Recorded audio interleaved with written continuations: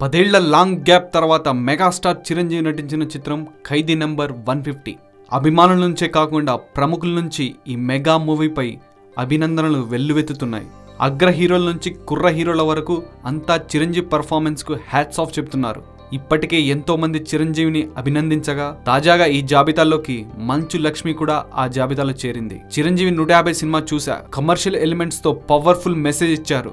నిర్మాతగా రామ్ చరణ్ మనం గర్వపడేలా చేశాడని ట్వీట్ చేసింది మంచు లక్ష్మి. అంతేకాదు చిరంజీవి పర్ఫార్మెన్స్ ను చింపిఫైడ్ అనేసింది. ఇంతకీ చింపిఫైడ్ అంటే ఏంటని అనుకుంటున్నారా? లక్ష్మి చిరు నటన తెగ నచ్చేసిందట. ఎంతగా అంటే ఆయన నటనను పొగడేందుకు ఆమె దగ్గర పదాలే లేనంతగా. దీంతో మెగాస్టార్ కోసం చింపిఫైడ్ అంటూ ఓ పదాన్నే సృష్టించేసింది.